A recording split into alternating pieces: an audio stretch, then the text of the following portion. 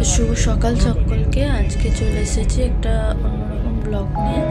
আজকে এই ব্লগটা ছিল পয়লা বৈশাখের দিনে। তো সেদিনে ভেবেছিলাম যে দক্ষিণেশ্বর যাওয়া হবে, সকাল সকাল পুজো দেওয়া হবে, তারপর অন্য কোথাও যাওয়া হবে। কিন্তু সেদিনে এত ভিড় ছিল মন্দিরে, তাই আমরা সেখানে যেতে পারিনি। নাহলে প্রত্যেকটা ভালো দিনেই আমরা সেখানে পুজো দিয়ে আসি, যাতে দিনটা ভালো করে শুরু করা যায়। তো দেখতে থাকো আমরা কোথায় যাচ্ছি।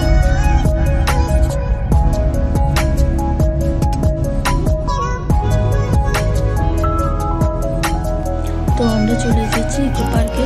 তো দেখো মেন এন্ট্রেন্সটা এরকম টাইপেরই ছিল। তো এখানে আসছি, সেই টাইমটা প্রচণ্ড ভিড় ছিল। আমরা ভেবেছিলাম আজকে এই পুরোটা কমপ্লিট করে যাবো। প্রথমেই চলেছিলাম সেভেন ওয়ান্ডার্সের এই দিকে। তো এত গরম ছিল, ভাবছিলাম কি ঢুকবো না, কিন্তু ভেবে নিলাম যে না, একবার ঢুকেই যাই। তো দেখতে পাবে, দেখতে থাকো। পিছনে আরও ছিল ওয়ান্ডার্সের, আরও অনেক কিছু ছিল। আমরা প্রথম পিরামিডের এদিকে এসেছিলাম।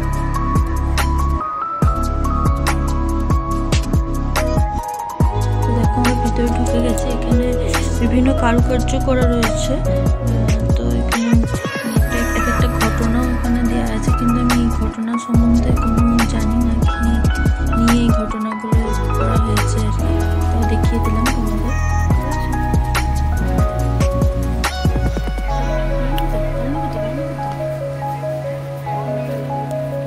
তো এখানেও অনেক ধরনের মূর্তি ছিল, যেটা আমি তোমাদের দেখিয়ে দিচ্ছি।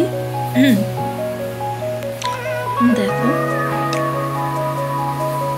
প্রত্যেকটা মূর্তি দেখিয়ে দিচ্ছি তোমাদের। এখানে জানি না এখানটা কি নামটা ছিল, অ্যাকচুয়ালি মনে নেই, মাথা থেকে উড়ে গেছে একদমই।